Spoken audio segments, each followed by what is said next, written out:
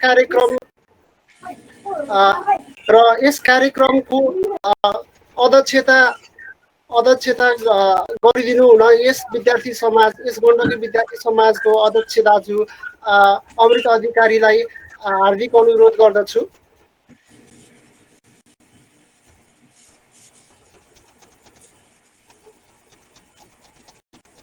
यसै गरी गण्डकी विद्यार्थी समाजका सम्पूर्ण पदाधिकारीहरू, वरिष्ठ उपाध्यक्ष दाजु टोप बहादुर खत्री, यस समाजको सक्रिय सदस्य हाम्रो दिदी दीपिका शर्मा दिदी, त्यसै गरी सचिव सृष्टि अधिकारी, सहसचिव विशाल ढकाल एवं गण्डकी समाजका सम्पूर्ण सदस्यहरू, त्यसै गरी आजका स्पिकरहरू, आदरणीय दाइ दिदीहरू र आज यस कार्यक्रममा उपस्थित हुनुभएका सम्पूर्ण महानुभावहरूलाई यस कार्यक्रममा म स्वागत गर्न चाहन्छु। र ढिलो नगरिकन अब हामी यस कार्यक्रमलाई अगाडि बढाउन चाहन्छौँ र यस कार्यक्रम को मूल उद्देश्य भनेको लर्निङ थ्रु सेयरिङ एक्सपिरियन्स रहेको छ र यस कार्यक्रममा चाहिँ भर्खरै आफ्नो कृषि स्नातक तह अध्ययन सम्पन्न गर्नुभएका दाइ दिदीहरूबाट चाहिँ उहाँहरू लिमा रहँदाखेरि उहाँहरूले बटुलेको अनुभवहरूलाई चाहिँ हामी उहाँहरूबाटै हामी आज उहाँहरूको एक्सपिरियन्स सुन्नेछौँ। उहाँहरूबाट केही सिक्ने अपेक्षाका साथ यो कार्यक्रम आयोजना गरिएको छ र यस कार्यक्रमलाई सुरु गर्नुभन्दा अगाडि चाहिँ अब यस कार्यक्रम सुरु गर्नुभन्दा अगाडि आफ्नो सारगर्भित मन्तव्य राखिदिनु हुन यस गण्डकी विद्यार्थी समाजका अध्यक्ष दाजु अमृत अधिकारी दाइलाई हार्दिक अनुरोध गर्दछु।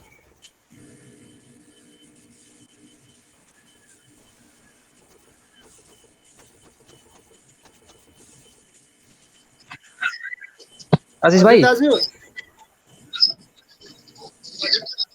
के अरे मन्तव्य अन्तिममा हुन्छ, पहिला दाइजीहरूलाई बोलाऊ, समापन हुन्छ नि त। अब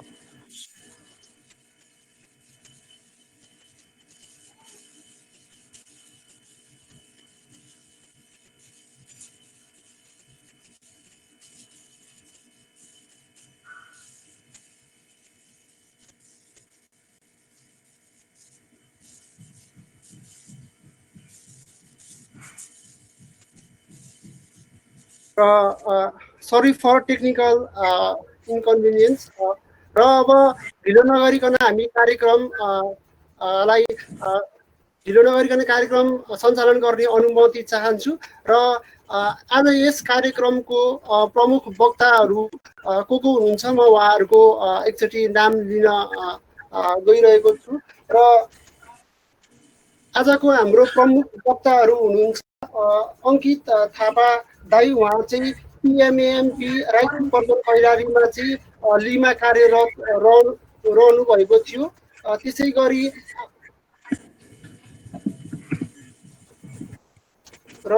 गरी आज अर्को स्पिकर हुनुहुन्छ रविन थापा दाई, उहाँ चाहिँ पिएमएमपी वालनट जोन रुकुममा कार्यरत हुनुहुन्थ्यो। त्यसै गरी अर्को स्पिकर हुनुहुन्छ वन्दना ओस्ती दिदी, उहाँ चाहिँ पिएमएमपी काडमम जोन लमजुङमा लीको सिलसिलामा कार्यरत हुनुहुन्थ्यो। त्यसै गरी अर्को स्पिकर हुनुहुन्छ सुबिल पौडेल दाजु, उहाँ चाहिँ पिएमएमपी भेजिटेबल ब्लक लमजुङमा कार्यरत हुनुहुन्थ्यो। त्यसै गरी हाम्रो अन्तिम वक्ता हुनुहुन्छ आस्था श्रेष्ठ दिदी, उहाँ चाहिँ potato crop products development centre सिन्धुपाल्चोकमा चाहिँ लिगल सिलसिलामा कार्यरत हुनुहुन्थ्यो र अब चाहिँ प्रमुख वक्ताको रूपमा चाहिँ मैले आफ्नो ली एक्सपिरियन्स सेयरिङ एन्ड इन्टरेक्सन प्रोग्रामलाई अगाडि बढाउँदै चाहिँ आफ्नो लीमा रहनु हुँदाको एक्सपिरियन्स सेयर गरिदिनु हुन चाहिँ अङ्कित थापा दाईलाई अनुरोध गर्दछु। उहाँ चाहिँ पिएमएमपी राइस सुपर जोन कैलालीमा कार्यरत रहनुहुन्थ्यो र त्यहाँ रहँदाखेरि चाहिँ उहाँले बटुल्नु भएको अनुभवहरू चाहिँ अब सम्पूर्ण पार्टिसिपेन्टमा सेयर गरिदिनु हुन हार्दिक अनुरोध गर्दछु। मेरो आवाज सुनिरहेको तपाईँलाई? सुन्या छ दाइ। नाम भाइले अलि मिस्टेक भएछ। मेरो नाम चाहिँ अङ्कित पोखरेल हो। अनि म पिएमएमपी राइस सुपर जोन हो, तर कैलाली होइन, कञ्चनपुरमा परेको थिएँ है। जब इन्ट्रोडक्सन भयो, सबैलाई गुड इभिनिङ। अब भाइले नाम भनिसक्यो, मेरो नाम अङ्कित पोखरेल। भर्खरै सकिएको त छैन होइन, हाम्रो ब्याचलर लाइफ कम्प्लिट भएको छैन, रिजल्ट आउनै बाँकी छ। तर भर्खरै लिइसकेर हामी अब डिफेन्स भनौँ अथवा प्रेजेन्टेसन भनौँ, प्रेजेन्टेसन अस्ति भर्खर सकेर हामी बसेका छौँ अहिले। अनि म अब यो सबभन्दा पहिला त अब लीबारे अलिअलि गफ हानौँ है त। ली भनेको चाहिँ के छ भन्दाखेरि चाहिँ के अरे हाम्रो कलेजले चाहिँ लास्ट सेमेस्टरलाई चाहिँ के अरे पढाइ हुन्छ नि, पढाइ भन्दा नि सबै प्र्याक्टिकल्ली हुन्छ नि, थ्योरिटिकल क्लास होइन, 0+15 गरेर एउटा कोर्स बनाएको छ होइन। त्यसलाई चाहिँ ली भनेर नाम दिएको छ। अनि त्यो अन्तर्गत चाहिँ दुईटा क्याटेगोरी छ के। एउटा भनेको चाहिँ कलेजमै बसेर काम गर्ने, अर्को भनेको चाहिँ हामीलाई अब उससम्म के अरे अब अन्त पठाउने, जिल्लाको अरू नेपालको अरू ठाउँमा पठाउने भन्ने थियो। अनि यो भनेको चाहिँ अब हामीलाई चाहिँ ग्रुप 2 अन्तर्गत हामीलाई चाहिँ अब नेपालको त्यो 75 अहिले 77 जिल्लाको, अहिले 77 जिल्लामा सबैमा थियो, तर प्रोभिन्स नम्बर 1 चाहिँ अब इलामकोले लिएको भएको कारणले गर्दाखेरि चाहिँ हामीलाई चाहिँ प्रोभिन्स 2 देखि प्रोभिन्स 7 सम्मकोलाई धेरै ठाउँमा बाँडेको थियो। अब हामीभन्दा जुनियरलाई के हुन्छ त्यो म ग्यारेन्टी दिन सक्दिनँ होइन, कलेजको हातमा हो त्यो कुराकानी। कि त तिमीहरूलाई कलेजमै काम गराउन लगाउँछ युपिए जस्तै, अब क्युहरूको हुन्छ युपिए जस्तै, अथवा कि त के अरे हामीलाई जस्तै अब ठाउँमा पठाउँछ होइन। अब त्यो भयो। म चाहिँ के अरे कञ्चनपुर राइस सुपर जोनमा ली इन्टर्नको रूपमा परेको थिएँ। त्यो सबै चिट्ठाबाट हो, लटरी मेथडबाट हो। यो यहाँ पर्छ, त्यो त्यहाँ पर्छ, यो कहाँ पर्छ भन्ने कसैलाई थाहा हुँदैन। सुरुमा चाहिँ नाम थुत्नियो, नाम थुतेपछि चाहिँ त्यसपछि अर्को सरले चाहिँ कुन ठाउँमा चाहिँ के अरे कुन ठाउँमा मान्छे पर्छ त्यो थाहा हुन्छ। त्यसपछि कुन जोन कुन कम्युनिटी भनेर बल्ल थाहा हुने हो। को मान्छे कहाँ पर्छ भन्ने कसैलाई थाहा हुँदैन। अब हाम्रो पालामा चाहिँ हामीभन्दा सिनियर दाइ दिदीहरूले त साट्न पाउनु भएन, तर हाम्रो पालामा चाहिँ साट्न पाउने व्यवस्था थियो। तर मैले चाहिँ साटेन। म चाहिँ कञ्चनपुर, सुरुमा चाहिँ कञ्चनपुरमै परेको थिएँ। अब कञ्चनपुर तराई रिजनमा थियो, राइस सुपर जोन पनि थियो। त्यही भएर चाहिँ के अरे म चाहिँ त्यहीँ एज अ ली इन्टर्न त्यहाँ काम गर्न पुगेँ। तर के अरे यस्तो हो के अरे अब तिमीहरूलाई एउटा के अरे ऊ होला होइन, के अरे अब डाउट होला होइन। राइस जोन हुन्छ, सुपर जोन हुन्छ, ब्लक हुन्छ, पकेट हुन्छ, अनि अर्को एउटा अब भिसिडिपी पनि थपिएको छ अहिलेको यो वर्ष। भिसिडी भनेको अब के अरे छुट्टै प्रोजेक्ट हो, यो युएनडिपीको अन्तर्गत छ, पिएमएमपीको अन्तर्गत पर्दैन। अब त्यसरी म जोनमा परेँ, यो सुपर जोनमा पऱ्यो, यसले धेरै सिक्छ, यसले थोरै सिक्छ भन्ने हुँदैन, सबैलाई बराबर हो। सबको काम गर्ने मोडालिटी एउटै हुन्छ। अब के अरे भने त नाममा अब ली इन्टरप्रेनरसिप एक्सपिरियन्स भने पनि हामीले इन्टरप्रेनरसिपको चाहिँ केही एक्सपिरियन्स लिन पाएनौँ। तर त्यही पनि हाउ द गभर्मेन्ट इन्स्टिट्युसनको वर्किङ मोडालिटी। हेलो दाइ, एकछिन रुके है हजुरलाई। भन। यो भिडियो अन गरिदिनु मिल्छ भने गरिदिनु न। कान्छ मेरो के अरे ल्यापटपको क्यामेरा बिग्रेको छ, नत्र गरिहाल्छ। मेरो आवाज सुन्ने छैन र? ल ठिकै छ। त्यही अब के अरे ली इन्टरप्रेनरसिप एक्सपिरियन्स भयो, लर्निङ इन्टरप्रेनरसिप एक्सपिरियन्स भने तापनि अब तर हामीले चाहिँ इन्टरप्रेनरसिप हुन्छ नि, अब त्यो उद्यमशीलताको बारेमा चाहिँ हामीले केही पनि त्यस्तो के अरे डिटेलमा गएर बुझ्न चाहिँ सकेनौँ होइन। अलिअलि नलेज चाहिँ पायौँ होइन। तर हामीले मेन भनेको चाहिँ how the government institution work, how is their working modality भन्ने चाहिँ हामीले चाहिँ डिटेलमा बुझ्यौँ। तर हामी त्यहाँ अब हामीलाई लाग्छ अब 7 सेम सक्यो, 8 सेममा केही पनि पढाइ हुँदैन भन्ने एउटा मेन्टालिटी हुनसक्छ होइन। तर त्यस्तो होइन। हामीले त्यहाँ गएपछि जुन हामीले 7 सेमसम्म पढेका थियौँ नि, त्योभन्दा बढी पढ्न पर्ने अवस्था आइपऱ्यो क्या त्यहाँ। अब हामीले एज अ दुईवटा चिजलाई चाहिँ सँगसँगै लिएर जान पर्ने अवस्था हुन्छ क्या। एउटा भनेको चाहिँ आफ्नो एकाडेमिक्स रिक्वायरमेन्ट पनि फुलफिल गर्दै जानुपर्छ। अर्को भनेको उतापट्टि त्यहाँ गभर्मेन्ट इन्स्टिट्युसनमा आफूले दिन सक्ने एडमिनिस्ट्रेटिभ वेमा चाहिँ के गर्न सकिन्छ त्यो पनि प्यारलली लिएर जानुपर्छ। अब सबभन्दा पहिला एकाडेमिकल्ली कुरा गरौँ होइन। एकाडेमिकल्ली हामीले चाहिँ अब के अरे हामी त्यहाँ जस्ट स्टेको लागि इन्टर्न भनेर मात्र गएको होइन कि। हाम्रो यतापट्टि हाम्रो यो कोर्स हो। अब 8th सेमेस्टर भनेकै ली भनेपछि हामीले कोर्स पनि कम्प्लिट गर्नु पर्यो। त्यहाँ हामीले चाहिँ अब धेरै प्रकारका डकुमेन्टहरू बनाउनु पर्छ। कुनै अब कि त सर्वे गर्नु पर्यो कि त एउटा एक्सन रिसर्च गर्नु पर्यो होइन। अब त्यसको लागि चाहिँ अब सुरुमा हामी जहाँ पढ्छौँ त्यहाँको चाहिँ हामीले चाहिँ अब कुन कमोडिटी पर्छ त्यसमा चाहिँ हामीले डिटेल इन्फर्मेसन लिन एकदम जरुरत पर्छ कि अब के अनुसार हामीले के गरेर अब त्यहाँ गएपछि चाहिँ अब हामीले के गर्ने भनेर चाहिँ एउटा माइन्डसेट गरेर गएपछि चाहिँ हामीलाई सजिलो हुन्छ।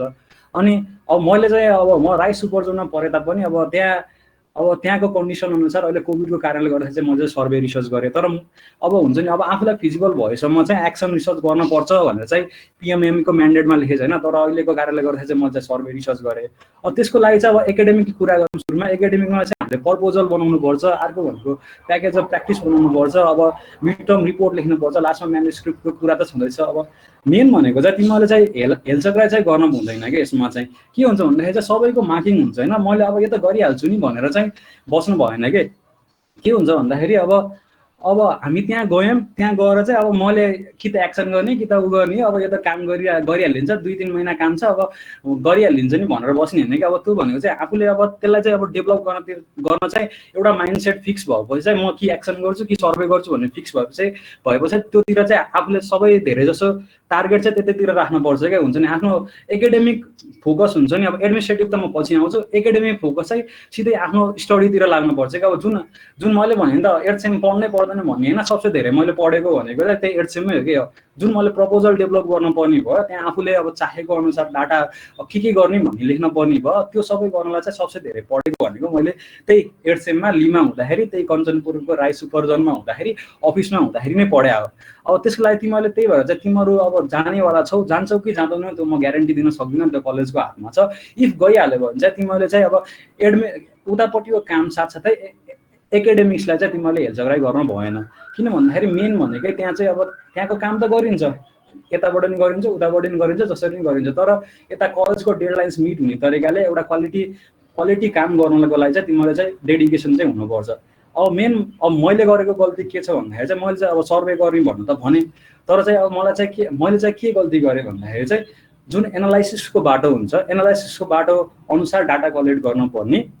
तर मैले चाहिँ एनालाइसिस त म गरिहाल्छु नि के भयो त पहिला डाटा कलेक्ट गर्नु पर्यो नि त भनेर सोचेँ। डाटा कलेक्ट गरेँ तर एनालाइसिस गर्दाखेरि चाहिँ यो डाटा पुगेन छ भनेर मलाई त्यो चाहिँ एउटा रिग्रेट भयो थियो होइन। अब तिमीहरूलाई के सजेसन दिन्छु भन्दाखेरि चाहिँ तिमीहरूले चाहिँ जुन अब म सर्वे गरेको कारणले सर्वेको लागि चाहिँ तिमीहरूलाई चाहिँ के भन्छु भन्दाखेरि चाहिँ तिमीहरूले चाहिँ डिटेल स्टडी गर होइन। त्यो आफ्नो टपिक फिक्स भएपछि चाहिँ अब त्यो टपिकसँग रिलेटेड हुन्छ नि जस्तो सुकै पेपर हुन्छ आर्टिकल्स हुन्छ जर्नल हुन्छ थेसिस हुन्छ तिनीहरूको चाहिँ डिटेल स्टडी गरेर क्या। त्यो अब सिनियरहरूले त्यो स्कलरहरूले कसरी एनालाइसिस गरेछन् के कस्ता डाटाहरू लिएछन् कसरी गर्न सकिँदो रहेछ भन्ने चाहिँ एउटा के अरे माइन्डसेट बनाऊ। अनि त्यही अनुसार बल्ल क्वेसनर डिजाइन गर्यो।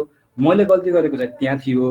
त्यो बाहेक अरू त सबै ठिकै चल्यो। अब धेरै बेर बस्न पाइएन। म कञ्चनपुर बसेको त्यही चैत 8 गतेसम्म हो। त्यसपछि त लकडाउन भइहाल्यो म घर आउनु परिहाल्यो। कञ्चनपुर भनेको अब हटस्पोट जस्तै भइहाल्यो त्यहाँ बस्ने कुरा भएन म घर आएँ। तर अब बाँकी रह्यो अब यो चाहिँ अब एकाडेमिक कुरा भयो। अब आउँछ के अरे अब उतापट्टिको कञ्चनपुर राई सुपर जोनको मेन अफिसमा कामहरू भनेको त्यहाँ तिमीहरूले धेरै अपर्च्युनिटीहरू पाउँछौ। फार्मरसँग इन्टरेक्ट गर्ने उनीहरूको कुरा सुन्ने उनीहरूको मेन अब तिमीहरूले त अब पढेको मात्र छौ नि त। त्यहाँ गएपछि फिल्डमा रियल फिल्डमा चाहिँ कस्तो सिचुएसन छ अब उनीहरूले के भन्छन् तिनीहरूलाई कसरी ट्याकल गर्ने सबै तिमीहरूले सिक्छौ के। अब मैले पनि सिकेँ। अब तिमीहरू जाँदै गएपछि त्यसरी सिक्छौ। अनि गभर्मेन्ट इन्स्टिट्युसन कसरी रन हुन्छ कहाँबाट के गर्नुपर्छ कसरी के गर्दाखेरि अब कसरी प्रोसिड्योर गर्ने के गर्ने त्यो सबै कुरा तिमीहरूले सिक्छौ। अब ट्रेनिङमा इन्भल्भ हुन पाएँ म। अनि त्यसपछि अब एउटा क्रप कटको सर्वे पनि गर्न पाएँ। त्योबाट चाहिँ मैले प्रिलिमिनरी आफ्नो लागि पनि भइहाल्यो। अब अफिसको लागि भनेर एउटा क्रप कटको सर्वे गर्न पाएँ। त्यो राइस सुपर जोनले इन्क्लुड हुने सबै जोनहरू म घुम्न पाएँ। अनि त्यसपछि अब फार्मरहरूलाई ट्रेनिङ दिएँ मैले 3 ठाउँमा। अनि त्यसपछि अब फार्मरहरू आउँथे अनि सबसे रमाइलो लाग्ने भनेको सबैले सर भन्थे होइन। त्यो सुन्दाखेरि चाहिँ एकदम खुसी लाग्थ्यो। अनि त्यसपछि अब ट्रेनिङ चल्दै थियो। अब त्यसपछि अब कोरोनाको कारण आइसक्यो। जुन हुन्छ नि एडमिनिस्ट्रेटिभ कामहरू त मैले छोडिदिएँ। अब त्यसपछि आएर गरेको भन्छ घरमा बसेको कामहरू हो। अनि त्यसपछि मेन भनेको चाहिँ तिमीहरूलाई लर्निङ हुन्छ नि त्यो नेभर इन्डिङ प्रोसेस हुन्छ क्या लिमा चाहिँ। तिमीहरूले चाहिँ अब जुन जे अब के अरे सिकेको छौ नि त्यो सबै एप्लाई गर्ने हो कि। अब तिमीहरूले अब के अरे अब कि जे अब उनीहरूले के सोध्छन् भन्ने ग्यारेन्टी हुँदैन। फार्मरहरूलाई अब यो यसको एक्सपोर्ट हो, यो एक्सपोर्ट हो भन्ने थाहा हुँदैन नि त। उनीहरूले आउँछन् सोध्छन्, अब तिमीहरूलाई पनि अलिअलि हुन्छ नि त, यो फार्मरले यस्तो सोध्न सक्छ है भनेर अलिअलि स्टडी गर्ने कुरा भयो। उनीहरूले फिल्ड देखाउँछन्, ए यो रोग लाग्दाखेरि यस्तो हुँदो रहेछ, मैले यस्तो पढेको थिएँ, मैले लाइभ देखेँ अहिले भन्ने एक्सपिरियन्स हुन्छ। अनि त्यसपछि उनीहरूको डिमान्ड के छ, अब के अरे रियल फिल्ड सिचुएसन के छ, फार्मरलाई के चाहिएको छ। हामीले पढ्दाखेरि त मेकानाइजेसन गर्नुपर्छ, अनि त्यसपछि अब हाइब्रिड युज गर्नुपर्छ, अनि त्यसपछि के अरे फर्टिलाइजर्सहरू युज गर्नुपर्छ, पेस्टिसाइड्स कम गर्नुपर्छ, तर युज गरेको राम्रो हुन्छ भनेर पढ्छन्। तर उनीहरूको माइन्डसेट के छ त नि, उनीहरूले के गर्छन् त नि, कञ्चनपुरको केसमा चाहिँ मैले अचम्म के भेटाएँ भन्दाखेरि चाहिँ मान्छेहरूले जिङ्क भनेको चाहिँ किरा भगाउने काम, किरा भगाउन युज गर्छन् भनेर के अरे त्यो हुन्छ नि, त्यो मिथ भएको थाहा भेटाएँ क्या। अब उनीहरूलाई सिकाउनु पऱ्यो जिङ्क भनेको यसमा युज हुँदैन।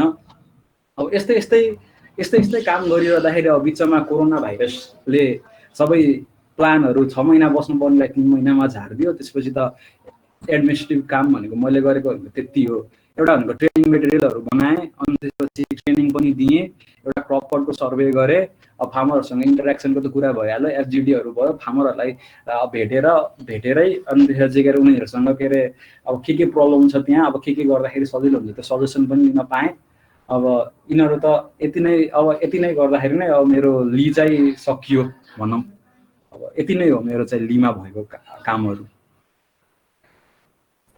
धन्यवाद दाइ, आफ्नो एक्सपिरियन्स सेयर गरिदिनु भएकोमा। मैले हजुरसँग एक्चुअली माफी माग्न चाहेँ, हजुरको नाम मिस्टेक भएकोमा चाहिँ होइन। अब र फेरि पनि हजुरलाई धन्यवाद आफ्नो एक्सपिरियन्स सेयर गरिदिनु भएकोमा। र अब आफ्नो लीको एक्सपिरियन्स सेयर गरिदिनु हुन चाहिँ म रबिन थापा दाइलाई अनुरोध गर्दछु। उहाँ चाहिँ पिएमएएमपी वालनट जोन रुकुममा कार्यरत हुनुहुन्थ्यो आफ्नो लीको बेलामा। र उहाँ रहँदाखेरि चाहिँ आफूले बटाल्नु भएको अनुभव चाहिँ सेयर गरिदिनु हुन चाहिँ हार्दिक अनुरोध गर्दछु। हजुर भाइ धन्यवाद। मेरो रबिन दाइ, हजुर भाइ मेरो आवाज आइरहेछ? हजुर आइरहेछ दाइ। हस्।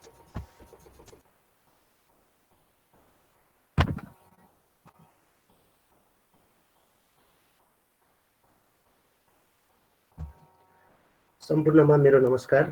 गण्डकी समाजका अध्यक्ष, उपाध्यक्ष र अन्य पदमा रहनुभएका भाइहरू र सम्पूर्ण यहाँ उपस्थित भाइहरू, बहिनीहरू र मेरो ब्याचमेटहरूलाई मेरो नमस्कार। कोभिड-19 को प्रकोप चलिरहेको बेलामा पनि घरमा सेफ रहेर यसरी गण्डकी समाजको प्रोग्रामहरू बेलामा चलाइराख्नु भएको छ। मलाई धेरै खुसी लागेको छ। र पहिलाको दाजु दिदीहरू भन्दा चाहिँ धेरै एक्टिभ भएर सबैजनालाई कनेक्ट गरेर एउटा राम्रो माहौल क्रिएट गर्नुभएकोमा हजुरलाई धेरै धन्यवाद छ। र आज यो ली एक्सपिरियन्स मिटिङमा चाहिँ आफ्नो केही शब्दहरू राख्न पाएकोमा म धेरै खुसी छु। र खास गरी म पनि अब त्यस्तै अहिले हजुरहरू जसरी नै बेन्चमा बस्नुहुन्थ्यो त्यस्तै नै कुर्सीमा बस्ने र त्यसपछि चाहिँ एक्जामहरू दिने, क्विज कहिले होला भन्यो, बोर्ड इक्जाम चाँडै गराउनु पर्यो भन्यो, त्यस्तै गरेर दौडिने यताउति गर्दा नै ब्याचलर्स लाइफ बितेको हो। सबैजनाको त्यही हजुरहरूलाई थाहा छ, प्र्याक्टिकल सार्ने यताउति गर्ने सबैको त्यही हो।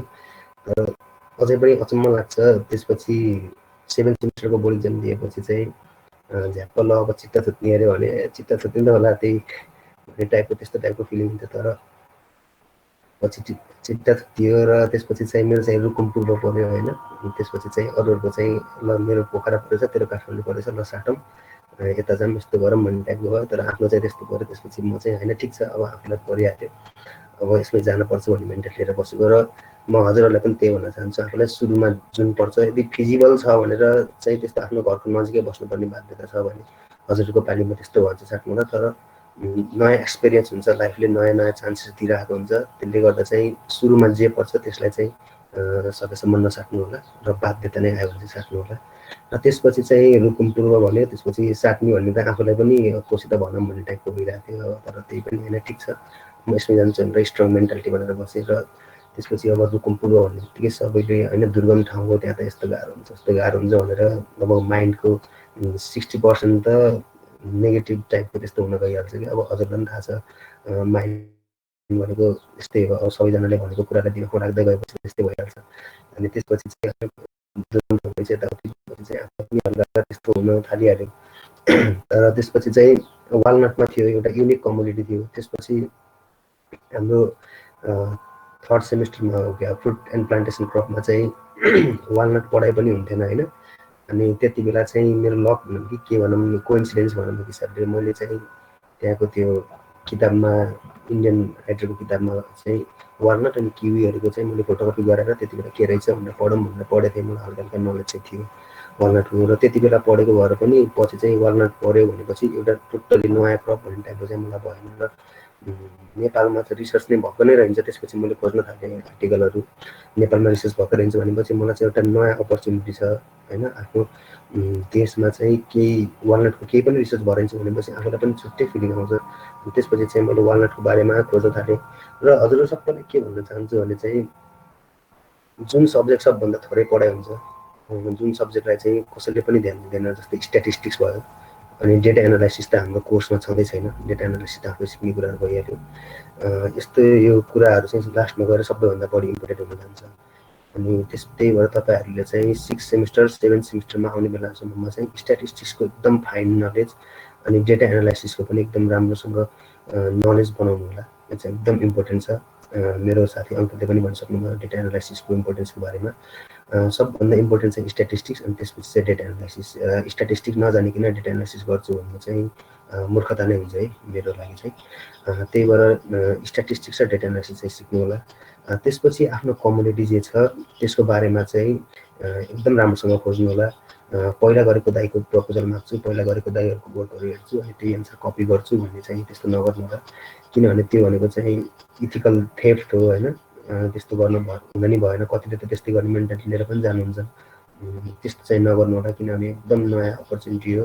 हजुरले साइन्सको विद्यार्थी भएपछि साइन्सको फिल्डमा केही नयाँ कन्ट्रिब्युट गर्नुपर्छ र आफ्नो देश नेपाल भएपछि नेपालकै जुन ठाउँमा जाँदै हुनुहुन्छ त्यो ठाउँको फार्मर्सलाई मात्र नभएर त्यस्तै ठाउँको क्लाइमेटिक रिजन्स मिल्ने अरू ठाउँको फार्मर्सहरूलाई पनि राम्रो फाइदा होस्, हजुरको स्टडी चाहिँ युजफुल होस् भन्ने धारणा लिएर जानु होला। त्यसपछि चाहिँ मेरो चाहिँ वालनटमा पढ्यो र मेरो चाहिँ सुरुमा चाहिँ के थियो भन्दाखेरि म 6-7 सेमिस्टरतिर हुँदाखेरि चाहिँ सर्वे गर्नुपर्छ। सर्वेको रिलेटेडहरू चाहिँ मोडलहरू यताउतिहरू मैले पढ्न थालेँ।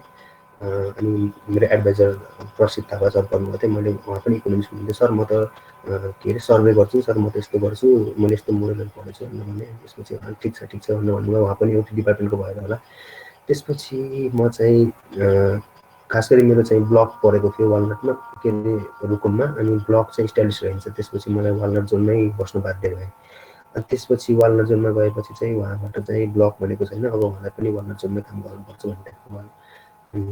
म हजुरलाई चाहिँ के भन्न चाहन्छु भन्दाखेरि हजुरको साइट सुपरभाइजर जुन आएको हुनुहुन्छ त्यहाँ हजुरले चाहिँ सुरुमा चाहिँ उहाँसित चाहिँ यस्तरी कन्ट्याक्ट बनाउनु पऱ्यो अथवा हजुरको बोली, हजुरको एटिच्युड, हजुरको रिस्पेक्ट यस्तो हुनु पऱ्यो कि उहाँसँग एउटा कमन ग्राउन्ड मिल्न पऱ्यो कि उहाँले के सोच्नुहुन्छ, उहाँको धारणा के छ, फार्मर्सप्रति चाहिँ उहाँहरूको धारणा कस्तो छ, के गर्नुपर्छ भन्ने उहाँहरूले के सोच्नु भएको छ, उहाँको प्लान के छ। अनि हजुरहरूको लागि त नयाँ ठाउँ हो तर त्यहाँ भएर त्यहीँ बसेर काम गर्नुभएको अधिकृत हुनुहुन्छ, उहाँहरूलाई त धेरै नलेज छ। त्यसपछि मैले उहाँसँग बसेर चाहिँ धेरै कुराहरू गरेर चाहिँ ग्राफ्टिङको बारेमा चाहिँ आइडिया लिएँ। ग्राफ्टिङ गर्न मिल्छ वालनटमा भन्ने त थाहा थियो तर ग्राफ्टिङको प्रब्लम छ कि छैन त भन्ने कुरा चाहिँ मलाई थाहा भयो र म सर्वेको बारेमा सोचेर गएको मान्छे चाहिँ उहाँ गएपछि होइन ग्राफ्टिङ रहेछ मेन प्रब्लम भन्ने भयो। त्यसपछि जोनमा चाहिँ जोन सञ्चालक समिति भन्ने हुँदो रहेछ, 9 जना मेम्बरहरू। रुकुम पूर्व चाहिँ नगरपालिका नै नभएको सबै 3टा नै गाउँपालिका भएको जिल्ला हो। त्यो गाउँपालिकाहरूबाट चाहिँ 2जना गरेर त्यस्तै गरेर मिलेर 9 जना मेम्बर भएर जोन सञ्चालक समिति भन्ने थियो। अनि म त्यस्तै गरेर त्यही जोनको अफिसमै बसिरहेको थिएँ। अनि जोन सञ्चालक समितिको हेड आउनुभयो अनि उहाँ आएपछि चाहिँ मैले फेरि कुरा गरेँ के साँच्चै नै ग्राफ्टिङको प्रब्लम हो त, ग्राफ्टिङको बारेमा केही गरियो भने फार्मर्सलाई फाइदा होला त भन्ने टाइपको कुरा भयो। त्यसपछि फेरि पनि ग्राफ्टिङमा गर्नुपर्छ भन्ने चाहिँ आइडिया हुन थाल्यो। अनि त्यसपछि त्यहाँको फार्मर्सहरूसँग पनि थापा नर्सरी भन्ने रहेछ, म पनि थापा नर्सरी मिल्न गयो। अनि त्यसपछि चाहिँ थापा नर्सरीसँग कन्ट्याक्ट गरेर चाहिँ अब ग्राफ्टिङमा गर्नु पऱ्यो भनेर चाहिँ रिसर्च गर्न थाल्यो। उहाँ फार्मर्सहरूसँग पनि राम्रो रिलेसन रह्यो। उहाँहरूलाई पनि हामीले गर्न लागेको कुरा यस्तो भनेर राम्रोसँग बुझाएर हजुरकोमा गरेको रिसर्चले चाहिँ हजुरहरूलाई मात्र होइन कि हजुरको जस्तै ठाउँमा, हजुरको जस्तै क्लाइमेटिक रिजनहरूमा अरू ठाउँहरूमा पनि यो रिसर्च युजफुल हुन्छ भनेर चाहिँ मैले त्यहाँ भएको जति रिसोर्स युज गर्न मिल्छ त्यति युज गरेर चाहिँ गरेको हो। र नढाँटी भन्दाखेरि एकदम अनेस्ट भएर भन्दाखेरि चाहिँ म 2 मन्थ्स जति बस्या हो रुकुमिसमा। र 2 मन्थ्स बस्दाखेरि चाहिँ मेरो फिल्ड चाहिँ 2.5 आवर्स बाइकमा, अनि बाटो चाहिँ एकदम डर लाग्ने टाइपको पुरै त्यस्तै टाइपको थियो। र त्यस्तो हुँदा पनि 1 विकमा एकचोटि जान मिल्ने जस्तो व्यवस्था थियो। कहिले पानी पर्ने, कहिले बाटो ब्लकेज हुने त्यस्तो समस्या थियो। र त्यस्तो हुँदा पनि गएर फिल्ड सेटअप गरेर रुट स्टक पहिलेको थियो, त्यसमा चाहिँ ग्राफ्टिङहरू गर्न हेल्प गरेर आफ्नो एक्सपेरिमेन्टको डिजाइन लेआउट गरेर सबै गरेर अनि उहाँको किसानहरूलाई चाहिँ इभन पछि चाहिँ हामी नभएको बेलामा पनि डाटा लिन पर्ने अवस्था आउनसक्छ कुनै विभिन्न इन्सिडेन्सेसले गर्दा। त्यही भएर उहाँहरूलाई राम्रोसँग डाटा लिन पनि सिकाएको थिएँ। र पछि चाहिँ कोरोनाले गर्दा चाहिँ जान पाइएन। र मेरो ठ्याक्कै 2 मन्थ्समा त मेरो ट्रिटमेन्टहरू बल्ल राखेर मात्रै भइएको थियो, अनि एक दुईवटा डाटा लिएर भइएको थियो। त्यस्तो हुन गयो। हजुरहरूको पालिमा चाहिँ त्यस्तो नहोला, कोरोना चाहिँ सकभर चाहिँ हराएर जाला भन्ने हामी सबैको आशा छ। त्यस्तो हुन्छ होला पनि। र त्यसपछि चाहिँ रबिन दाई वालनटको ग्राफ्टिङ के भनेको छ अहिले भनौँ है। त्यसपछि चाहिँ ग्राफ्टिङ गरेर त्यसरी रिसर्च सेटअप गरियो। हजुरहरूलाई चाहिँ म के भन्न चाहन्छु भन्दाखेरि आफ्नो साइट सुपरभाइजरसँग बसेर राम्रोसँग चाहिँ डिस्कस गरेर के रहेछ त प्रब्लमहरू गर्दा हुनुहुन्छ। र त्योभन्दा पनि इम्पोर्टेन्ट चाहिँ फार्मर्सको फिल्डमा गएर उहाँहरूसँग राम्रोसँग कुरा गरेर र जुन सञ्चालक समिति जोनमा पर्नु हो भने चाहिँ जुन सञ्चालक समितिको मिटिङहरू पनि भइरहेको हुन्छ, त्यसमा गएर चाहिँ आफ्नो कुराहरू राखेर फार्मर्सहरूको कुराहरू बुझेर गर्नु होला। र त्यसपछि जुन प्रपोजल बनाउने कुरा, मिड टर्म रिपोर्ट बनाउने कुराहरू छ, यो त अङ्कितले भनिसके। यो कुराहरू पनि एकदम इम्पोर्टेन्ट छ। यसमा पनि एकदम इथिकल थेफ्ट हुने चान्स बढी छ। त्यही भएर यसमा चाहिँ युनिकनेस, नोभेलिटी ल्याउने प्रयास गर्नु होला। यही भन्न चाहन्छु रिसर्चको बारेमा चाहिँ। त्यसपछि चाहिँ त्यहाँ अफिसको डिफ्रेन्ट मेम्बर्सहरूको एक्सपिरियन्सहरू सुन्नु, उहाँहरूको जबहरू, किनभने कुनै पनि जब ठुलो सानो होइन, अधिकृतसँग मात्र बोल्ने हो त्यस्तो होइन, सबैको जबहरूको बारेमा चाहिँ बुझ्नु होला। उहाँहरूले कसरी गर्नुभयो, उहाँहरूको सङ्घर्ष कस्तो रह्यो, अनि अधिकृत सरसँग पनि बुझ्नु होला उहाँले कसरी पढ्नुभयो, उहाँ कुन कलेज पढ्नुभएको, उहाँलाई कस्तो लाग्छ, नेपालमा के गर्ने सम्भावना छ त, उहाँले के कारणले गर्दा नेपालमा बस्नुभयो त, यस्तो कुराहरू यावत कुराहरू पनि सोध्नु होला।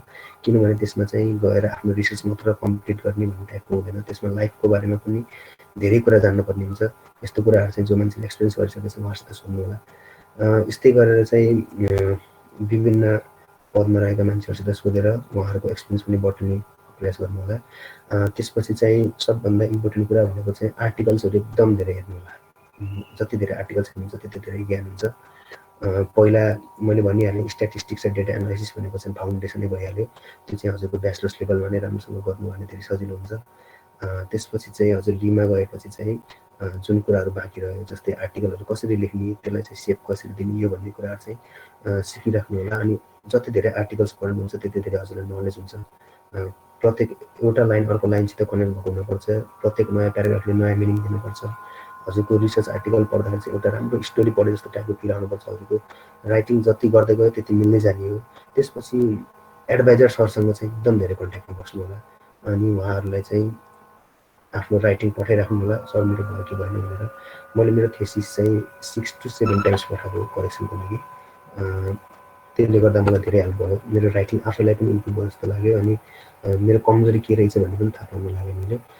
हामीमा गल्ती चाहिँ के हुन्छ भन्दा चाहिँ मेरो केही कमजोरी छैन, म स्ट्रङ छु, मलाई सबै आउँछ भन्ने टाइपको घमण्ड हुनसक्छ, जानी नजानी पनि हुनसक्छ। त्यही भएर चाहिँ आफ्नो कमजोरीहरू थाहा पाउनु कहिले पनि इच्छा जानुहुन्न। आफ्नो कमजोरीहरू चाहिँ के रहेछ भन्ने कुरा थाहा पाएपछि आफू झन् स्ट्रङ हुँदै गइन्छ।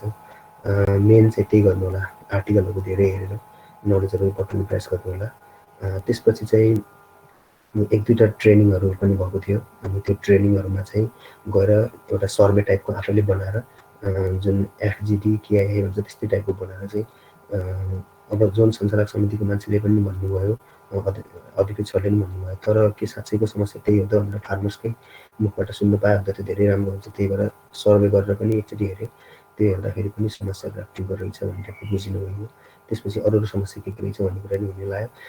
त्यो सबै कुराहरू चाहिँ एउटा सर्वे लिएर चाहिँ पछि सबसेक्टर बिजनेस एनालाइसिस भन्ने हुन्छ, त्यसमा चाहिँ डिटेलमा लेख्न पर्ने हुन्छ भनेर त्यो गरेको थियो। त्यो बाहेक चाहिँ अफ द फिल्ड अर्को कुरा चाहिँ के गर्ने भन्ने कुरा भयो भने चाहिँ सर्वे गरेर इकोनोमिक एनालाइसिस गर्ने, अनि त्यसलाई चाहिँ जोनबाट पब्लिस गराएर फार्मर्सलाई चाहिँ कमर्सियलाइजेसनतिर हेल्प गर्ने भन्ने पनि एउटा प्लान बनिरहेको थियो, तर कोरोनाले गर्दा त्यो रोकिनु भयो। त्यसपछि मेरो फार्मर्सहरूसँग धेरै राम्रो रिलेसन भएको कारणले गर्दा चाहिँ म घरै बसेर पनि उहाँहरूलाई पहिले दिएको नलेजले अथवा पहिले उहाँहरूलाई चाहिँ प्र्याक्टिस गराएको हुनाले मेरो डेटाहरू चाहिँ राम्रो नै हुन गयो अनि डेटाहरू चाहिँ मिलाएर गरेँ। त्यसपछि चाहिँ हजुरको साइट सुपरभाइजर अनि त्यसपछि एडभाइजर अनि त्यसपछि मेम्बर सुपरभाइजर चाहिँ अलिक ढिलो थाहा पाइन गयो, त्यसले गर्दा चाहिँ उहाँसँग राम्रो कन्ट्याक्ट हुन पाएन। यस्तै गरेर चाहिँ हजुरको आर्टिकल हजुरको राइटिङहरू चाहिँ बेला बेलामा पठाइराख्नु होला हजुरको एडभाइजरलाई, त्यसले गर्दा धेरै इम्प्रुभमेन्ट हुन्छ।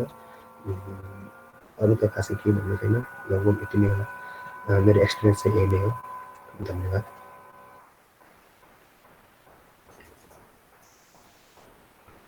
Hello, am I audible? हजुर भाइ, मलाई मेसेज गर्नु भनेको छ। धन्यवाद रविन थापा दाजु। पिएमएमपी वालनट जोन रुकुममा रहँदाखेरिको आफ्नो अनुभव सबैमा सेयर गरिदिनु भएकोमा। अब यहाँ एउटा क्वेसन आएको छ, हजुर पढ्नुहुन्छ कि म पढ्छु? अनि ठिक छ भाइ, मैले पढिरहेको छु, म भन्छु। हस् त। नवरस पाण्डे भाइले लेख्नु भएको छ, रविन दाई वालनटको क्राफ्टिङ गर्न गाह्रो हुन्छ, इम्प्रुभ गर्ने आइडिया प्रिन्टलाइज भन्नु भएको छ। वालनटमा चाहिँ ग्राफ्टिङ गर्न पक्कै पनि गाह्रो हुन्छ। वालनटमा जाइलम ब्लिडिङ भन्ने फिनोमिनन हुँदो रहेछ होइन, त्यसले गर्दा जुग्लन हर्मोन रिलिज भएर त्यसले निक्रोटिक लेयर बनाएर त्यो सेलहरू राम्रोसँग डिभाइड हुन नपाएर क्यालस फर्मेसन रोकिँदो रहेछ।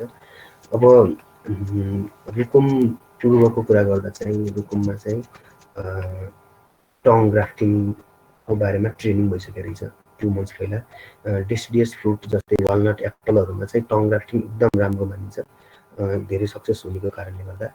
टङ ग्राफ्टिङमा चाहिँ त्यसको साइड लेन्थ चाहिँ डायमिटरको 5 टाइम्स बढाएर कट गरेर अनि त्यसलाई जोइन गर्ने कारणले गर्दा चाहिँ सकेसम्म बडी क्याम्बियल लेयर कन्ट्याक्ट हुन्छ अनि त्यसले गर्दा चाहिँ सक्सेस हुन्छ भनेर टङ ग्राफ्टिङ गरिन्छ। उहाँले भन्नुभएको छ इम्प्रुभ गर्ने आइडिया के हुनसक्छ भन्नुभएको छ। जस्तै फार्मर्सलाई चाहिँ जुन सायन कलेक्ट गरिन्छ, सायन प्रिजर्भेसनमा नै फार्मर्सहरूको कमजोरी देखेको छ। सायनलाई चाहिँ व्याक्सिङ गरेर राख्ने, सायनलाई रेफ्रिजरेसन गरेर राख्ने त्यो टेक्निकहरू आइसकेको छैन, त्यसमा चाहिँ हामीले इम्प्रोभाइजेसन गर्न सकिन्छ। त्यस्तै गरेर ग्राफ्ट कभर मेटेरियल भन्छ होइन, ग्राफ्टमा चाहिँ सडस्टहरू हालेर हुन्छ कि के गरेर हुन्छ, त्यस्तै पनि गरेर इम्प्रुभ गर्न सकिन्छ। र अर्को मैले देखेको कमजोरी अथवा भनौँ त्यहाँ प्र्याक्टिस नभएको देखेको भनेको चाहिँ पोली हाउसभित्र चाहिँ गरेको देखिएन होइन। पोली हाउसभित्र गएर पनि त्यही टङ ग्राफ्टिङ गऱ्यो भने पनि 10-20% फरक परेको देखिन्छ। यस्तो तरिकाले गरियो ग्राफ्टिङ गऱ्यो भने पनि सक्सेसहरू बढी हुने टाइपको चाहिँ मैले देखेको थिएँ। र अहिलेलाई इम्प्रुभ गर्ने भनेको चाहिँ कुनै नयाँ टेक्निकहरू त्यस्तो ल्याएर भन्दा पनि जुन फार्मर्सले गरिरहेछ त्यसमा गरेको प्र्याक्टिसमा चाहिँ इम्प्रुभमेन्ट गर्ने, ग्राफ्टिङ गर्ने तरिकामा होइन कि ग्राफ्टिङ गर्ने मेटेरियलहरूमा प्रयोग भएको मेटेरियलहरूलाई चेन्ज गराएर जुन नर्मल तरिका छ फार्मर्सको कन्सेप्टलाई चाहिँ त्यसमा चेन्ज गर्न सक्नुपर्छ। त्यो गऱ्यो भने चाहिँ केही हदसम्म इम्प्रुभ हुन्छ। तर म बसेको बेलामा नै टर्कीबाट च्यान्डलर भ्याराइटीको बिरुवाहरू आएको थियो। अब त्यो बिरुवाहरूलाई लगाएर त्यसबाट चाहिँ फेरि सायनहरू युज गरेर मिक्सटरमा ग्राफ्टिङ गऱ्यो भने पहिलाको भन्दा राम्रो पनि हुनसक्छ। र अझै धेरै ठाउँहरू बाँकी छ, मैले भनिहालेँ नेपालमा रिसर्च भएकै छैन ग्राफ्टिङमा, वालनट ग्राफ्टिङमा। यो चाहिँ फर्स्ट रिसर्च होला जस्तो लाग्छ मलाई। र मेरो मात्र होइन कि यसले मेरो रिसर्चले गर्दा चाहिँ अझै धेरै रिसर्च ग्यापहरू छोडेको छ। यसमा अझै रिसर्च गरेर नयाँ कुरा थाहा पाएर वालनट ग्राफ्टिङको सक्सेसलाई अझै बढाउन सकिन्छ कि जस्तो लाग्छ मलाई। यही नै होला भाइ इम्प्रुभ गर्ने तरिकाहरू। धन्यवाद। फेरि पनि धन्यवाद रविन दाईलाई आफ्नो एक्सपिरियन्स सेयर गरिदिनु भएकोमा। अब आफ्नो लीमा रहँदाखेरिको एक्सपिरियन्स सेयर गरिदिनु हुन चाहिँ मैले वन्दना अवस्थी दिदीलाई अनुरोध गर्दछु। उहाँ चाहिँ पिएमएमपी काडामम जोन लमजुङमा कार्यरत हुनुहुन्थ्यो। उहाँ त्यहाँ रहँदाखेरि आफूले बटुलेको अनुभव सबै पार्टिसिपेन्टमा सेयर गरिदिनु हुन वन्दना दिदीलाई हार्दिक अनुरोध गर्दछु।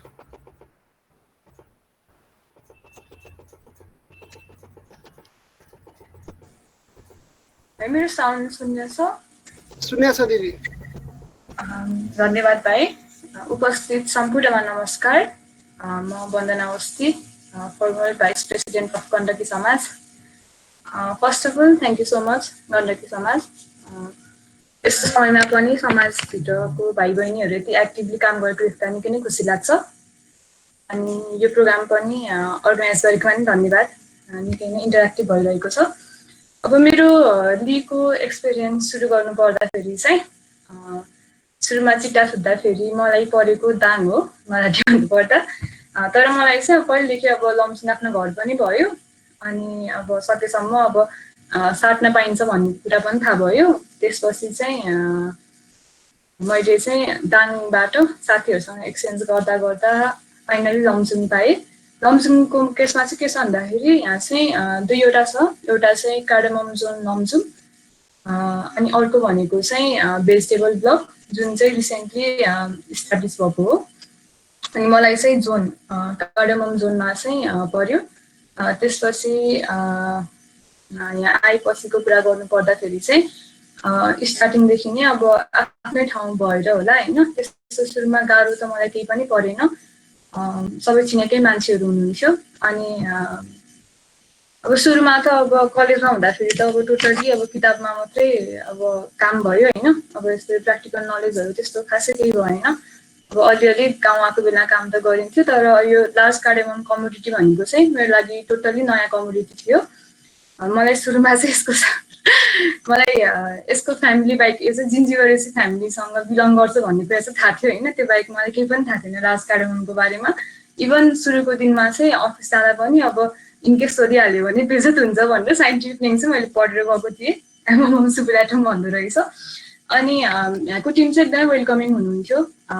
हाम्रो अफिसमा चाहिँ एकजना सिनियर एग्रिकल्चर अफिसर अनि अर्को एकजना एग्रिकल्चर अफिसर र 3 जना जेटीहरू हुनुहुन्थ्यो। अनि सुरुको डेजहरूमा त जस्ट अब कामहरू अब कसरी गर्ने होइन, अफिसमा के कामहरू हुन्छ अनि कसरी चाहिँ अब यो जोनहरू काम गर्छ भन्ने कुरा थाहा भयो। अब यो हाम्रो यो कार्डेमम जोन लमजुङको इन्ट्रोडक्सन भन्नुपर्दाखेरि चाहिँ यो चाहिँ 2073 साउनबाट चाहिँ काम गर्न थालेको रहेछ। अनि लमजुङमा चाहिँ टोटल 4वटा रुरल म्युनिसिपालिटी र 4वटा म्युनिसिपालिटी छ। यो मध्ये चाहिँ यो कार्डेममको जोन कमान्ड एरिया भनेको चाहिँ बेसी सहर म्युनिसिपालिटी अनि रुरल म्युनिसिपालिटीहरूमा चाहिँ कोलासोथार, मर्साङ्गी, दुधपोखरी र दोर्दी रुरल म्युनिसिपालिटी रहेछ। जोन भएर पनि यो चाहिँ एकदमै स्क्याटर्ड लमजुङको यो कार्डेमम जोन चाहिँ एकदमै स्क्याटर्ड ठाउँमा छ होइन, लगभग जिल्लाको चाहिँ सबै भाग जस्तो कभर गर्छ यसले। अनि यो चाहिँ अब कार्डेमम कमोडिटी भन्नुपर्दाखेरि चाहिँ यो 25 इयर्स जति अगाडि चाहिँ यहाँको अब यो रिटायर्ड यो मिलिटरीमा काम गर्ने इन्डियन आर्मीहरूले चाहिँ इलाम जिल्लाबाट चाहिँ लिएर आउनु भएको रहेछ। अनि सुरुमा चाहिँ यो मर्साङ्गी रुरल म्युनिसिपालिटीमा चाहिँ एकदम धेरै कल्टिभेसन हुन्थ्यो होइन, तर यहाँ चाहिँ यो पिएमएमपी जोनको चाहिँ इस्टाब्लिस भएपछि चाहिँ यो दोर्दी म्युनिसिपालिटीदेखि लिएर अनि दुधपोखरी म्युनिसिपालिटीहरूमा एकदमै धेरै फैलिएको पाइयो। अनि सुरुको इनिसियल डेजहरूमा त्यहाँ गोष्ठीहरू अर्गनाइज भएको थियो होइन, अनि त्यसपछि ट्रेनिङहरू अर्गनाइज भयो। अनि त्यहाँ चाहिँ आफै पार्टिसिपेन्ट भएर अनि एज अर्गनाइजर चाहिँ काम गर्ने मौका पाएँ। मलाई सुरुमा चाहिँ के गाह्रो भयो भन्दाखेरि चाहिँ अब कलेजमा कोर्स पढ्दाखेरि त अब टोटल हाम्रो त अब इङ्ग्लिसमै हुन्छ नि त, अब टर्म्सहरू पनि अब सबै अब हामी बागवानीलाई हर्टिकल्चर भन्छौँ होइन, अब सबै यस्तो टर्म्सहरूमा पढाइ हो नि। अब फार्मर्सहरूको लेभलमा इन्टरेक्सन गर्दाखेरि चाहिँ अलि गाह्रो हुँदो रहेछ कि, त्यही भएर चाहिँ सुरु अलिकति गाह्रो भयो यो ट्रेनिङहरू अर्गनाइज गर्दा पनि। अनि पछि काम गर्दै गएपछि र फार्मर्सहरूसँग इन्टरेक्सन गर्दै गएपछि चाहिँ धेरै कुरा सिक्ने मौका पाएँ लार्ज कार्डेममको बारेमा, यसको कल्टिभेसनदेखि लिएर होइन सबै कुराहरू। अनि अब लार्ज कार्डेममको इन्ट्रोडक्सन गर्नु पर्दाखेरि चाहिँ यो चाहिँ एउटा पेरेनियल स्पाइसेस हो होइन, अनि यो चाहिँ संसारको सबैभन्दा महँगो पर्ने तेस्रो स्पाइसेसमा पर्छ। अनि यसको चाहिँ यसलाई चाहिँ ब्ल्याक गोल्ड, यसको अनौठो कुरा के रहेछ भन्दाखेरि चाहिँ यसलाई ब्ल्याक गोल्ड भन्दो रहेछ होइन, किन भन्दाखेरि चाहिँ यसको अब फ्रुट भनेको त डार्क ब्राउनदेखि ब्ल्याक कलरको हुने, अनि मार्केटमा चाहिँ एकदमै हाई भ्यालु भएर चाहिँ यसलाई ब्ल्याक गोल्ड भन्दो रहेछ होइन। अनि सुरुमा नेपालमा आउँदाखेरि चाहिँ यो 30 to 100 रुपिस पर केजी पर्दो रहेछ, जुन एकदमै एक्सपेन्सिभ हो। तर रिसेन्ट इयरमा चाहिँ अब यो ब्रोकर्सहरूको इन्भल्भमेन्टदेखि लिएर होइन, अनि इन्डियाको चाहिँ अब नेपालको धेरै जस्तो टपमा इन्डियाकै त कमान हुन्छ नि, अनि इन्डियाको मान्छेहरूको चाहिँ इन्टरफेरेन्स चाहिँ गर्दाखेरि चाहिँ यसको प्राइस चाहिँ अहिले घटेर 600 रुपिस केजी जस्तोसम्म झरेको रहेछ होइन। त्यही भएर यो कार्डेमम इन्टरप्राइज चाहिँ एकदमै अब यो नाइफको एजमा छ भन्दा नि हुन्छ होइन। अब फार्मर्सहरू चाहिँ अब एक्सट्रिमली डिमोटिभेट भएको पाएँ मैले। अनि राम्रो कुरा चाहिँ के छ भन्दाखेरि चाहिँ यो किलोको चाहिँ 500-600 बेच्दा पनि फार्मर्सहरूलाई फाइदा चाहिँ हुने रहेछ। तर अब यस्तो चाहिँ लगाउने भनेको चाहिँ यसको चाहिँ अलि कल्टिभेसन प्र्याक्टिस चाहिँ अलि नौलो छ होइन। अब हजुरहरूलाई कतिलाई थाहा छ उटिस भन्ने रुख चाहिँ सँग चाहिँ एग्रो फरेस्ट्री गरेर लगाउने रहेछ कार्डेमम भनेको चाहिँ। र यही रिजनले गर्दाखेरि चाहिँ अब मेकानाइजेसन एकदमै लो भयो। अब यो पहाडहरूमा लगाउने भएर 1300-1400 माथिको एल्टिट्युडमा लगाउने भएर चाहिँ मेकानाइजेसन एकदम गाह्रो भयो। अनि यो चाहिँ पुरै मान्छेको अब प्रोसेसिङदेखि लिएर सबै कुरामा चाहिँ अब म्यानुअल ड्रिभन भएर चाहिँ एकदम एक्सपेन्सिभ हुन जाँदो रहेछ कि यो क्रपको चाहिँ यो प्रडक्सन गर्न नै एकदमै एक्सपेन्सिभ हुँदो रहेछ। र यो घट्दो मार्केट कन्डिसनमा चाहिँ फार्मर्सहरूलाई अलिक दुःख भएको जस्तो, अब इभन आफूले लगाएको प्राइस उठाउन पनि दुःख भएको जस्तो चाहिँ यहाँ मैले लमजुङमा चाहिँ केस पाएँ।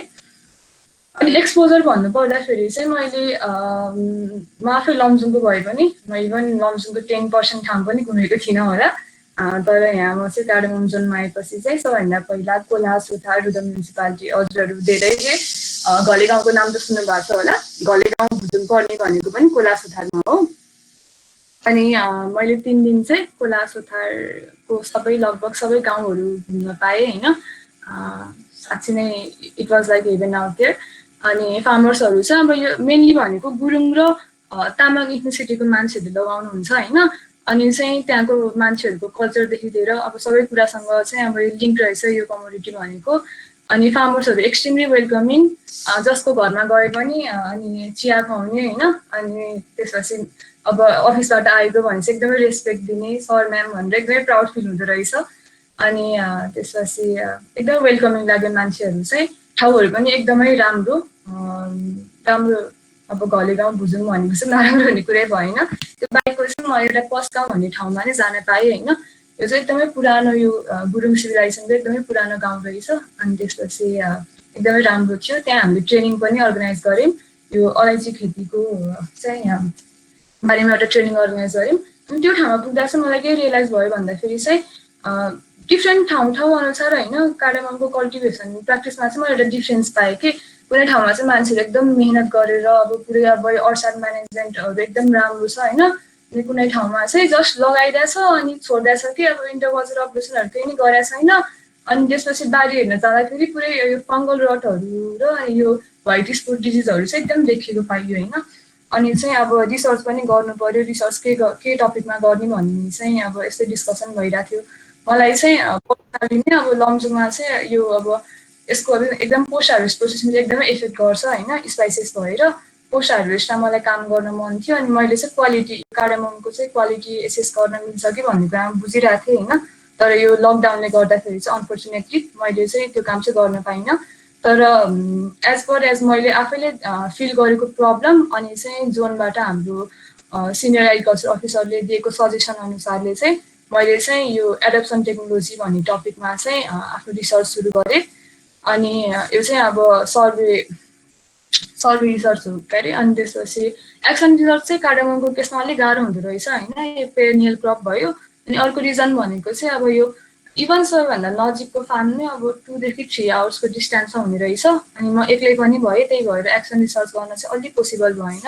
नत्र भए अब यो मर्साङ्गी रुरल म्युनिसिपालिटीहरूमा चाहिँ रटहरूको चाहिँ एकदम प्रब्लम पनि रहेछ। अनि त्यसमा पनि गर्न सकिन्थ्यो। तर यो कोभिड अनि सबै रिजनहरूले गर्दाखेरि चाहिँ अलि मिलेन। तर जे होस् आफूले गरेको काम पनि राम्रै भयो, फाइन्डिङ्सहरू पनि राम्रै आयो होइन। अनि प्रब्लम चाहिँ मेन प्रब्लम भनेको एनालाइसिस गर्ने बेला हुँदो रहेछ होइन। तारा देखिँदो रहेछ एनालाइसिस गर्दाखेरि। सुरुमा स्ट्याटिस्टिक गर्दाखेरि अब न्युमेरिकल्स मात्रै आउँछ एक्जाममा भन्ने त्यही अनुसार पढ्यो होइन। अनि अब यहाँ आएपछि त अब भेरिएबल्स हुन के हो, इन्डिपेन्डेन्ट भेरिएबल त्यो नै कन्फ्युज हुन थाल्यो होइन। अनि सुरुदेखि चाहिँ अब वेबबाट पिडिएफहरू डाउनलोड गरेर इभन स्ट्याटिस्टिकको बुक ल्याएर पढ्न थालेँ। अनि बेसिक आइडियाबाट सुरु गर्दाखेरि र साथीहरूको हेल्पबाट चाहिँ अब यो एसपिएसएस कसरी चलाउने अनि चाहिँ कसरी एनालाइसिस गर्ने भन्ने कुरा सिकेँ। अनि भाइ बहिनीलाई चाहिँ म के सजेस्ट गर्न चाहन्छु भन्दाखेरि चाहिँ अहिले एकदमै फ्री टाइम छ होइन। अब तिमीहरूको लि पनि हुन्छ होला अब यो कोरोनाको यो सिचुएसन अलिक कम भएपछि। त्यही भएर यो यदि अब यो एनालाइसिसको पार्ट छ नि त्यो चाहिँ अहिलेदेखि सिक्दा पनि हुन्छ होइन। सिकेर कसलाई घाटा लाग्दैन, पछि धेरै सजिलो हुन्छ। मैले चाहिँ अब यस्तो ट्रेनिङहरूमा ट्रेनिङ त भएको थियो तर ट्रेनिङ खासै त्यस्तो इफेक्टिभ फिल भएको थिएन। त्यही भएर सुरुदेखि नै एकदमै दुःख गर्नु पर्यो। तिमीहरू अहिलेदेखि सिक्दाखेरि चाहिँ तिमीहरूलाई नै राम्रो हुन जान्छ। अनि अर्को चाहिँ के भन्दाखेरि चाहिँ अब हाम्रो चाहिँ के मेन्टालिटी हुन्छ भन्दाखेरि ल सपोज अब मलाई त अब इकोनोमिक्समा मास्टर्स गर्नु मन छ, म इकोनोमिक्सकै काम गर्छु। अब कसैले होइन मलाई सोइल पढ्न मन छ, म सोइलमा काम गर्छु भन्ने मेन्टालिटी हुन्छ होइन। म चाहिँ के भन्न चाहन्छु भन्दाखेरि चाहिँ आफ्नो इच्छा भन्दा पनि कुनै ठाउँमा गएर तिमी त्यहाँ जब बसेर 2-3 हप्ता बसेर स्टडी गर्छौ नि, जे चाहिँ त्यो ठाउँको प्रब्लम छ नि, काम भनेको चाहिँ प्रब्लम ओरिएन्टेड हुनुपर्छ है। किनकि हामीले काम गरेको त फार्मर्सको लागि हो नि त। एटलिस्ट हामीले गरेको कामले उनीहरूलाई केही फाइदा होस् भन्ने कुरा चाहिँ हामीले सोच्नुपर्छ। अनि अर्को अब आउने भाइ बहिनी अब यो लमजुङमा अब कोही न कोही त पढ्नुहुन्छ, उहाँहरूको लागि चाहिँ के सजेसन छ भन्दाखेरि चाहिँ सजेसन भन्दा रिकमेन्डेसन भन्छु। यहाँ चाहिँ मैले अघि नै भनेको अनुसार नै अहिलेको यो नेपालको केसमा कार्डमम इन्टरप्राइज चाहिँ एकदमै अब यसमा प्रब्लम देखिरहेको छ होइन। मेन प्रब्लम भनेको त मैले प्राइजिङकै भनेँ। प्राइजिङ यति कम भएको छ कि फार्मर्सहरू एकदमै डिमोटिभेट भएको होइन। इभन अब फार्मर्सहरूको लगानी नउठ्ने कन्डिसनमा आइसक्यो। त्यही भएर चाहिँ यो मार्केटिङ एरियामा चाहिँ होइन किन यस्तो प्रब्लमहरू आइरहेछ भन्ने चाहिँ स्टडी गर्न एकदमै जरुरत छ। अनि अर्को भनेको चाहिँ यो डिजिजहरू पनि यो रटहरू अब यस्तो लमजुङको केसमा चाहिँ यो भाइरल डिजिज चाहिँ छैन जुन एकदमै राम्रो हो। तर यो फङ्गल रटहरू चाहिँ एकदम देखिरहेको रहेछ कुनै कुनै ठाउँहरूमा। त्यसमा पनि तिमीहरू चाहिँ फर्दर स्टडी गर्न सक्छौ होइन। अनि अफिसको कामहरू भन्दाखेरि चाहिँ अनेस्टली भन्दा मैले अफिसको काम खासै मैले त्यस्तो केही सिकिनँ होइन। किनकि मलाई त्यस्तो धेरै काम म आफै भन्थेँ मलाई काम दिनुहोस् भनेर, तर अफिसमा त्यस्तो धेरै काम पनि हुन्थेन। त्यही भएर मैले अब यस्तो नेपाली टाइपिङ यस्तो चाहिँ मलाई सिक्न मन थियो तर मैले सिक्न पाइनँ। त्यो चाहिँ मैले सिक्न पर्ने कुरा थियो। तर त्यो बाहेक अब तिमीहरू कति सिक्न चाहन्छ त्यो तिमीहरूमै डिपेन्ड गर्छ है। अब कोही चाहिँ होइन म 1 महिनामा काम भएर आफ्नो सुरले बस्ने भन्ने नै हुन्छौ होइन, त्यो गर्न पनि सक्छौ। तर तिमीहरू यदि चाहन्छौ भने तिमी त्यो चाहिँ एउटा चाहिँ ओपन प्लेस हो कि लर्न गर्नको लागि। नामै लर्निङ नामैबाट थाहा हुन्छ होइन। तिमीहरू जति चाहन्छौ तिमीहरू त्यहाँबाट सिक्न सक्छौ कि। अनि अर्को कुरा भनेको चाहिँ यो तिमीहरूको साइट सुपरभाइजर, मेम्बर सुपरभाइजर र अनि मेजर सुपरभाइजर भनेर अब सुरुमै छुट्याइएको हुन्छ धेरै। सुरुदेखि नै अब कन्ट्याक्ट हुनु पर्यो।